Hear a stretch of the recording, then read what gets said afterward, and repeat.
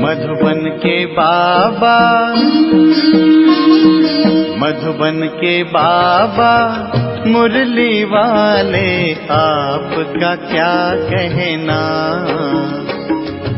आपका क्या कहना।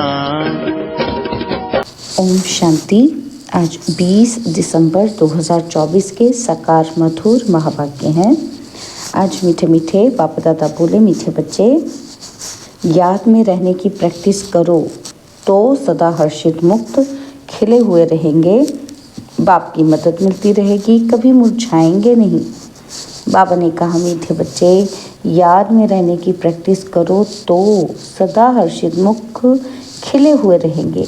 बाप की मदद मिलती रहेगी और कभी मुरझाएंगे नहीं।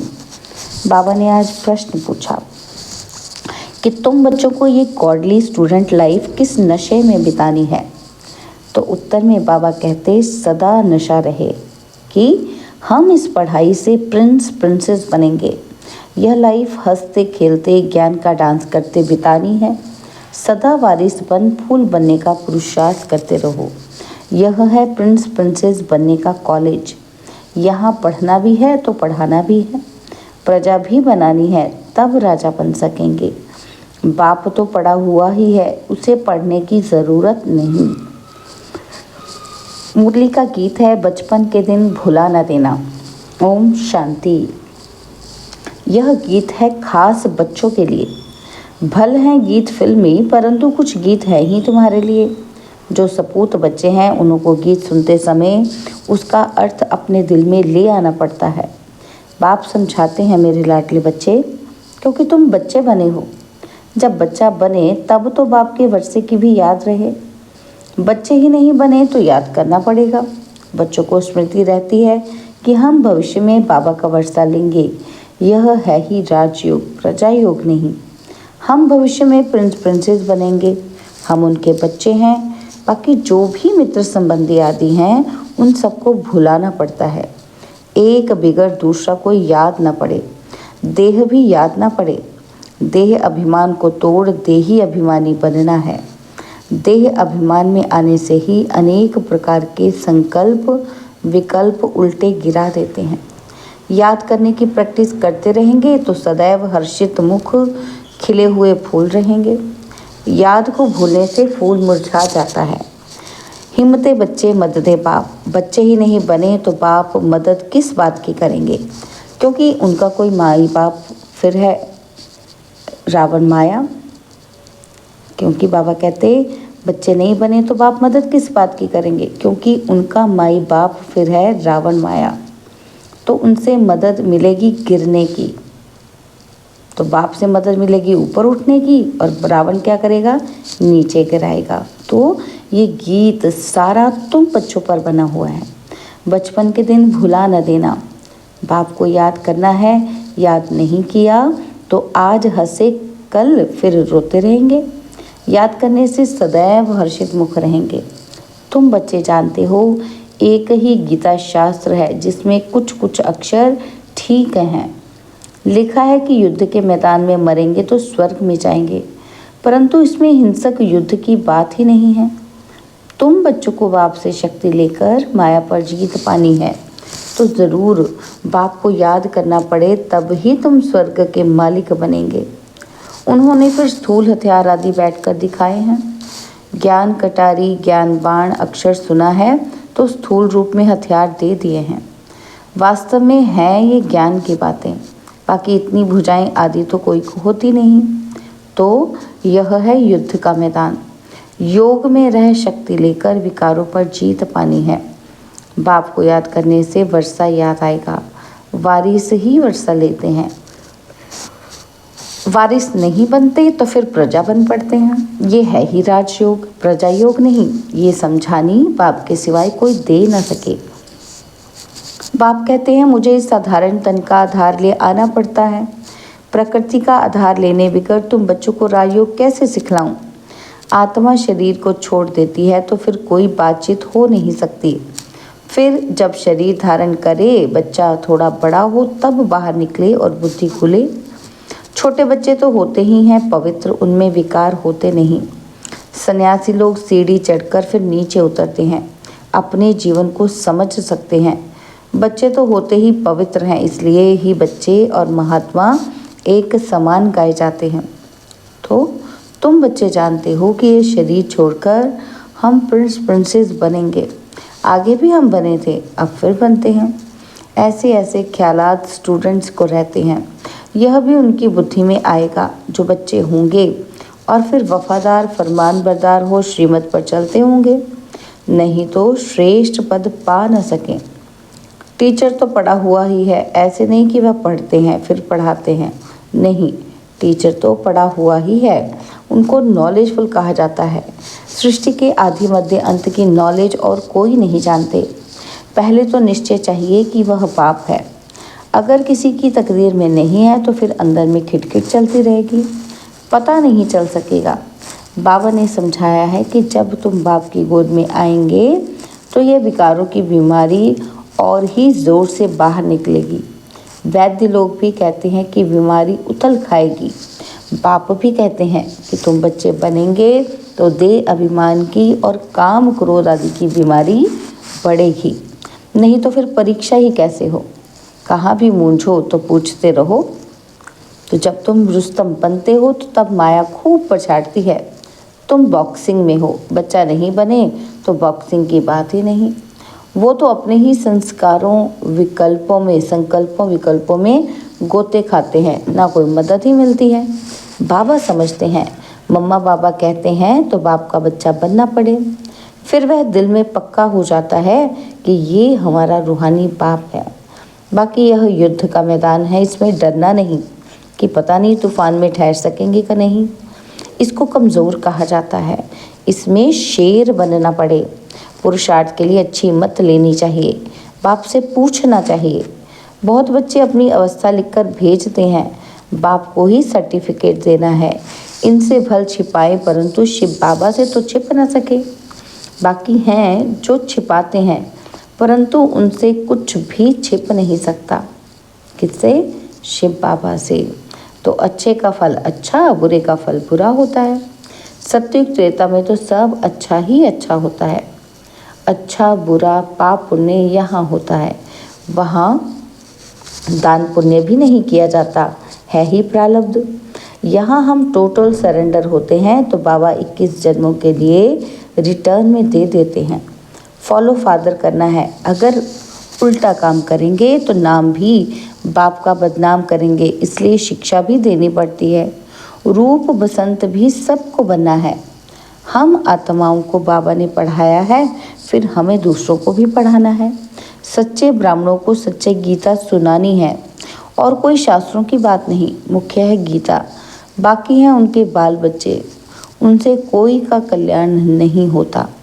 मेरे को कोई भी नहीं मिलता, मैं ही आकर फिर से सहज ज्ञान सहज योग सिखलाता हूँ। सर्वशास्त्र में ही शिरोमणि गीता है, उस सच्ची गीता द्वारा वर्षा मिलता है। श्री कृष्ण को भी गीता से वर्षा मिला। गीता का भी बाप जो रचयिता है वह बैठ वर्षा देते हैं। बाकी गीता शास्त्र से वर्षा नहीं मिलता। रचयिता है एक, बाकी है उनकी रचना। पहला नंबर शास्त्र है गीता, तो पीछे जो शास्त्र बनते हैं उनसे भी वर्षा मिल न सके। वर्षा मिलता ही सम्मुख है। मुक्ति का वर्षा तो सबको मिलना है, सबको वापस जाना है। बाकी स्वर्ग का वर्षा मिलता है पढ़ाई से। फिर जो जितना पढ़ेगा, बाप सम्मुख पढ़ाते हैं। जब तक निश्चय नहीं कि कौन पढ़ाते हैं तो समझेंगे क्या, प्राप्ति क्या कर सकेंगे। फिर भी बाप से सुनते रहते हैं तो ज्ञान का विनाश नहीं होता। जितना सुख मिलेगा फिर औरों को भी सुख देंगे। प्रजा बनाएंगे तो फिर खुद राजा बन जाएंगे।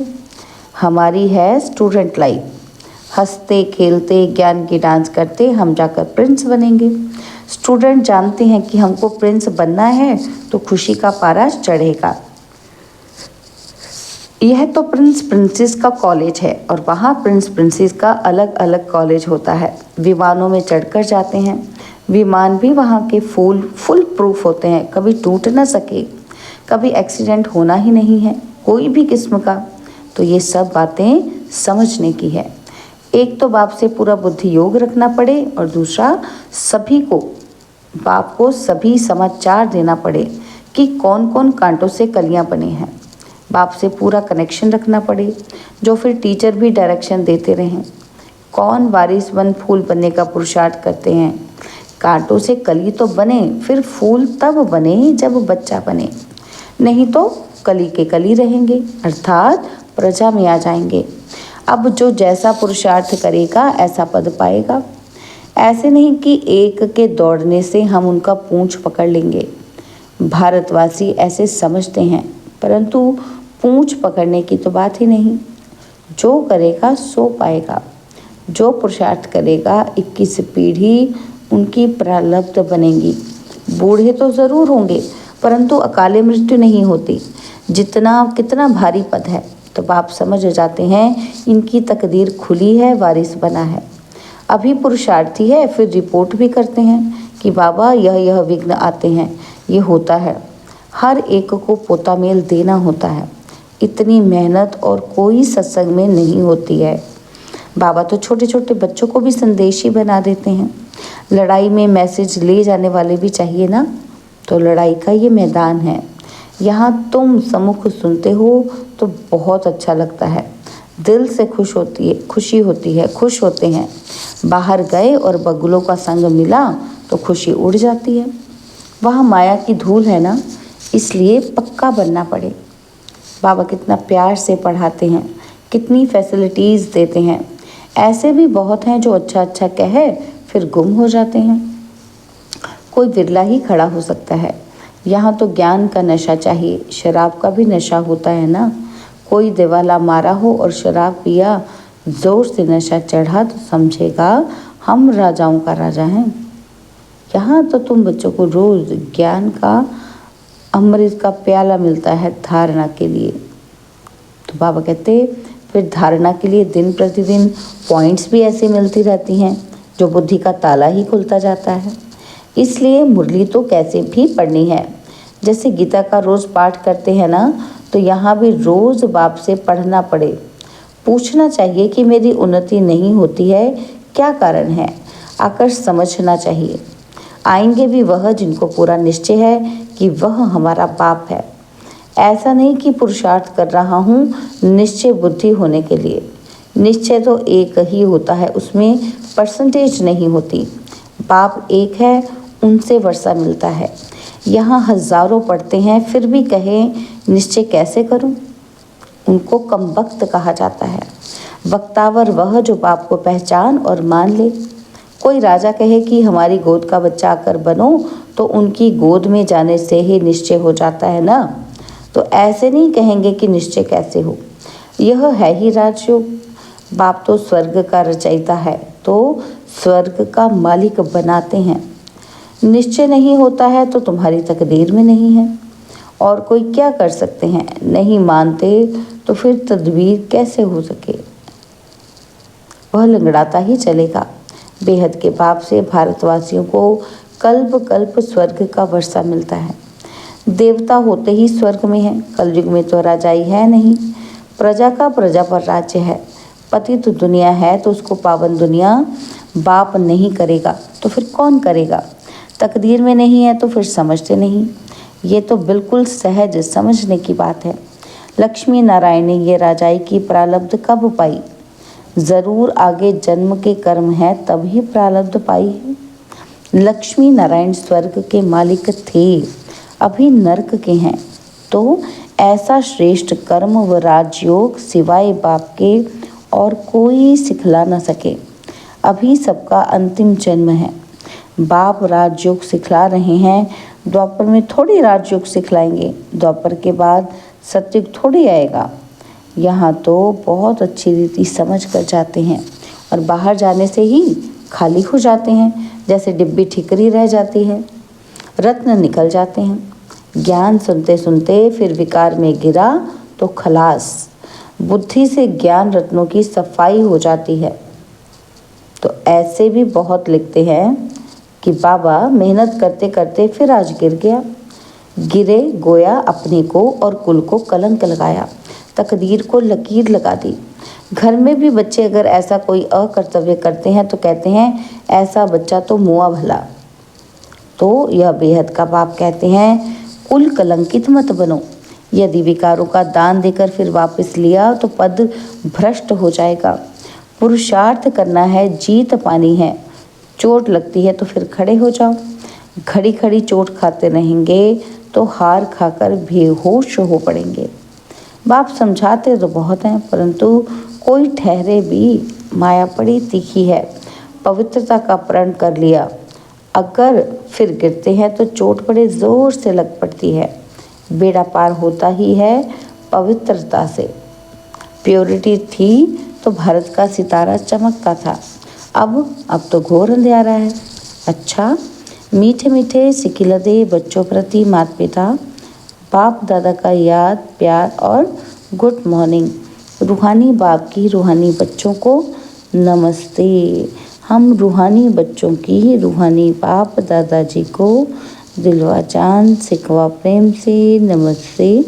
ओम शांति। प्यारे बाबा, मीठे बाबा, मेरे बाबा, शुक्रिया बाबा, शुक्रिया बाबा, शुक्रिया।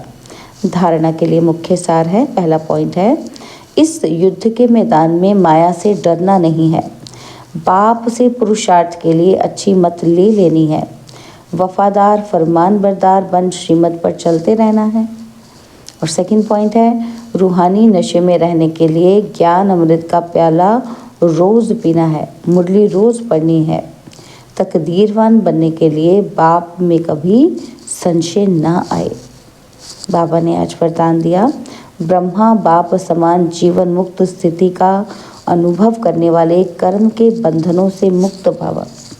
ब्रह्मा बाप समान जीवन मुक्त स्थिति का अनुभव करने वाले कर्म के बंधनों से मुक्त भव। ब्रह्मा बाप कर्म करते भी कर्मों के बंधन में नहीं फंसे, संबंध निभाते भी संबंधों के बंधन में नहीं बंधे। वे धन और संसाधनों के बंधन से भी मुक्त रहे। जिम्मेवारियां संभालते हुए भी जीवन मुक्त स्थिति का अनुभव किया। ऐसे फॉलो फादर करो, किसी भी पिछले हिसाब किताब के बंधन में बंधना नहीं। संस्कार, स्वभाव, प्रभाव और दबाव के बंधन में भी नहीं आना। तब कहेंगे कर्म बंधन मुक्त, जीवन मुक्त। स्लोगन है, तमोगुणी वायुमंडल में स्वयं को सेफ रखना है तो साक्षी होकर खेल देखने का अभ्यास करो। तमोगुणी वायुमंडल में स्वयं को सेफ रखना है तो साक्षी होकर खेल देखने का अभ्यास करो। ओम शांति।